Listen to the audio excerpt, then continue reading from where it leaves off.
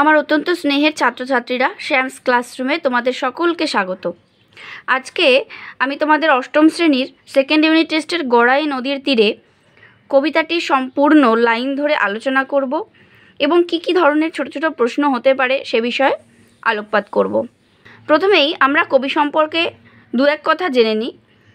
কবি জসিমউদ্দিন তিনি পল্লী কবি নামে পরিচিত। তার জন্ম 1904 এবং তিনি বেঁচে ছিলেন 1976 খ্রিস্টাব্দ পর্যন্ত। তার লেখা বিভিন্ন কাব্যগ্রন্থগুলি হল নকশিকাঁথার মাঠ, রাখালি, বালুচর, ধানক্ষেত, সজন বাদিয়ার ঘাট ইত্যাদি। আমাদের আলোচ্য গড়াই নদীর তীরে কবিতাটি জসিমউদ্দিনের লেখা সজন বাদিয়ার ঘাট এই কাব্যগ্রন্থটি থেকে নেওয়া হয়েছে, অর্থাৎ কবিতাটির উৎস সজন বাদিয়ার ঘাট। এরপর আমরা কবিতাটির মূল বিষয়বস্তু সংক্ষেপে জেনে নিই। জসিমউদ্দিন রচিত সজন বাদিয়ার ঘাট কাব্যগ্রন্থ থেকে নেওয়া গড়াই নদীর তীরে কবিতাটিতে একটি গ্রামের নদী তীরের দৃশ্য বর্ণনা করা হয়েছে। গড়াই নদীর তীরে অবস্থিত একটি কুটিরকে পরম মমতায় ঘিরে রেখেছে গাছের লতাপাতা। সেখানে সকাল সন্ধ্যায় ফুটে ওঠা ছোট্ট নাম না জানা বুনো ফুল, মাচানের উপর অর্থাৎ মাচার উপর শিম, লাউ, কুমড়ো গাছের ফুল, তাদের অপরূপ শোভা, শুকোতে দেওয়া মটরের ডাল, মুসুরের ডাল, কালো জিরে, ধনে, লঙ্কা ইত্যাদি সমস্ত কিছু যেন বিচিত্র রূপের সৃষ্টি করেছে। প্রকৃতির কোলে অবস্থিত নদী তীরের এই ছোট্ট কুটিরটির সৌন্দর্য বর্ণনার মধ্য দিয়ে একটি সুখী গৃহস্থালির চিত্রকেও কিন্তু কবি এখানে তুলে ধরেছেন। ছায়া সুনিবিড় শান্তির নীড় এই কুটিরের পরিচয় দিতে গিয়েই পাশ দিয়ে বয়ে চলা গড়াই নদীর নামটিকেই গুরুত্ব দেওয়া হয়েছে। সেই জন্য কবিতাটির নামকরণও কিন্তু বিষয়ের সঙ্গে অত্যন্ত সামঞ্জস্যপূর্ণ ও তাৎপর্যপূর্ণ হয়ে উঠেছে। তাহলে চলো এবারে আমরা চলে আসি লাইন ধরে আলোচনায়। প্রথমেই আমরা কি দেখতে পাচ্ছি, গড়াই নদীর তীরে কুটির খানিরে লতাপাতা ফুল মায়ায় রয়েছে ঘিরে। অর্থাৎ গড়াই নদীর তীরে যে কুটিরটি রয়েছে সেই কুটিরটিকে ফুল, লতা পাতা সমস্ত কিছু যেন একটা মায়া দিয়ে অর্থাৎ পরম মমতায় যেন যত্ন করে ঘিরে রেখেছে। বাতাসে হেলিয়া আলোতে খেলিয়া সন্ধ্যা সকালে ফুটি, উঠানের কোণে বুনো ফুলগুলি হেসে হয় কুটি কুটি। অর্থাৎ উঠানের কোণে যে বুনো ফুলগুলো আছে সেগুলো যেন সকাল সন্ধে তাদের সৌন্দর্যে এই সমস্ত কিছুকে হেসে কুটি কুটি অর্থাৎ তাদের আনন্দকে এই প্রকৃতির সঙ্গে, এই কুটিরের সঙ্গে মিশিয়ে দিচ্ছে। এরপর কি রয়েছে, মাচানের পরে শিমলতা আর লাউ কুমড়োর ঝাড়, আড়াআড়ি করি দোলায় দোলায় ফুল ফুল যতবার। অর্থাৎ মাচানের উপর থেকে শিম আর লাউ কুমড়ো গাছ ইত্যাদি তাদের ফুলগুলোকে যেন আড়াআড়িভাবে সাজিয়ে কুটিরের শোভা বাড়িয়ে তুলেছে। তল দিয়ে তার লাল নোটে শাক মেলিছে রঙের ঢেউ, লাল শাড়িখানি রোদে দিয়ে গেছে এ বাড়ির বধূ কেউ। অর্থাৎ কুটিরের সামনের জমিতে যে ফাঁকা অংশ আছে সেখানে সারিবদ্ধভাবে লাল শাক, নোটে শাক ইত্যাদি যেন এমনভাবে বোনা হয়েছে তা যেন কুটিরের শোভাকে আরও বাড়িয়ে দিয়েছে এবং তাদের যেন বিচিত্র রঙের ঢেউ ছড়িয়ে দিয়েছে আশেপাশে। যেন মনে হচ্ছে এ বাড়িরই কোনো বউ তাদের লাল শাড়িটা রোদে দিয়ে শুকোতে দিয়ে গেছে। মাঝে মাঝে সেথা এদো ডোবা হতে ছোট ছোট ছানা লয়ে ডাহুক মেয়েরা বেড়াইতে আসে গানে গানে কথা কয়ে।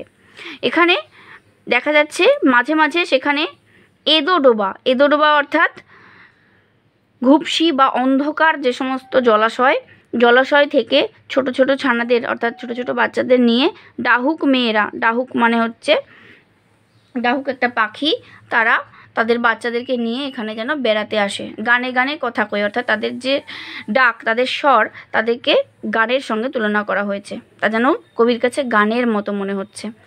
গাছের শাখায় বনের পাখিরা নির্ভয়ে গান ধরে, এখনও তাহারা বোঝেনি হেথায় মানুষ বসত করে। অর্থাৎ এই যে পাখিরা নির্ভয়ে তারা গান গেয়ে বেড়াচ্ছে, তারা যেন মানুষের থাকার কথা এখনও টের পায়নি, এমনই তাদের স্বচ্ছন্দ এবং স্বাভাবিক চলাফেরা। এরপর কি রয়েছে, মটরের ডাল মসুরের ডাল কালো জিরা আর ধনে লঙ্কা মরিচ রোদে শুকাইছে উঠানিতে সযতনে।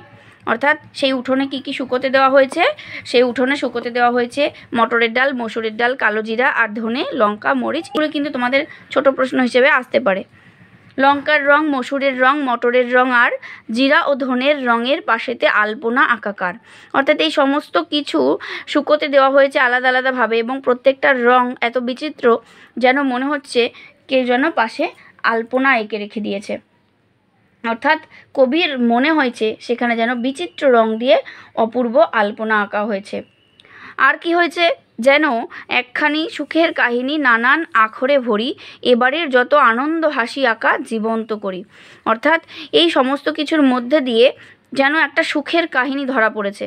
সুখের কাহিনী লেখা রয়েছে নানান আখরে, আখরে মানে অক্ষরে, নানান অক্ষরে লেখা রয়েছে। অর্থাৎ বলা যায় একটা সুখী গৃহস্থালির চিত্র, যে নানা রকম মশলা উঠোনে শুকোতে দেওয়া হয়েছে, এই সমস্ত কিছু অর্থাৎ তাদের যে সচ্ছলতা, সুখী পরিবারের একটা সচ্ছলতার চিত্র কিন্তু এই সমস্ত কিছুর মধ্য দিয়ে নানান অক্ষরে যেন লিখে জীবন্ত করে ধরে রাখা হয়েছে। সাত সকালের রঙিন মেঘেরা এখানে বেড়াতে এসে কিছুক্ষণ যেন থামিয়া রয়েছে এ বাড়িরে ভালোবেসে। অর্থাৎ কবি এও বলেছেন যে সন্ধ্যা সকালের রঙিন মেঘেরাও আকাশে ভেসে বেড়ানোর সময় যেন এই কুটিরের সৌন্দর্যে মুগ্ধ হয়ে এখানে কিছুক্ষণের জন্য হলেও থমকে দাঁড়ায় এবং তারা এই সমস্ত সৌন্দর্য যেন নিজেরাও উপভোগ করতে থাকে। কবি গ্রাম বাংলার প্রকৃতির নানা উপকরণের মধ্যেই নানা রঙের সমারোহ লক্ষ্য করেছেন, আর সেই মুক্ত পরিবেশের মধ্যেই যেন একটি গ্রাম্য পরিবার সুখে আনন্দে তাদের দিন কাটাচ্ছে। তাহলে এই হলো কবিতার মূল বিষয়বস্তু। এই বিষয়বস্তুটা তোমরা ভালো করে পড়ো এবং লাইন ধরে পড়ো। ছোট ছোট প্রশ্ন হয় এখান থেকে।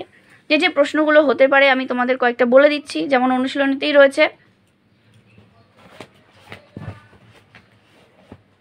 কবিতায় বর্ণিত নদীটির নাম কি? কবিতায় বর্ণিত নদীটির নাম হচ্ছে গড়াই। নেক্সট কি হচ্ছে, মাচানের পরে কি আছে? মাচানের ওপরে শিম লতা ও লাউ কুমড়োর ঝাড় আছে। মানুষের বসত করার কথা এখানে কারা বোঝেনি? মানুষের বসত করার কথা এখানে গাছের ডালে বসে গান করা বনের পাখিরা বোঝেনি। উঠানেতে কী কী শুকাচ্ছে?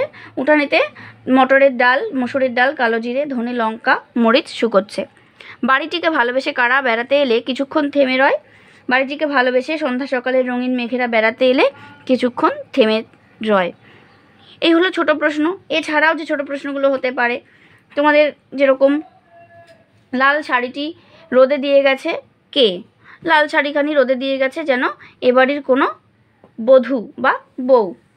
এরপর আরও কি প্রশ্ন হতে পারে, যেমন ধরো লতা পাতায় ফুল মায়ায় রয়েছে ঘিরে। কাকে ঘিরে রয়েছে? কুটিরখানিকে ঘিরে রয়েছে। উঠানের কোণে হেসে কুটি কুটি হয়। কি ফুল? বুনো ফুলগুলি। তারপর কি আরও, গড়াই নদীর তীরে কবিতাটি কার লেখা? কবি জসিমউদ্দিনের লেখা। বুনো ফুলগুলি কোথায় কি করে? বুনো ফুলগুলি উঠানের কোণে হেসে কুটোকুটি হয়। যত আনন্দ হাসি আঁকা জীবন্ত করি, কিসের? এ বাড়ির।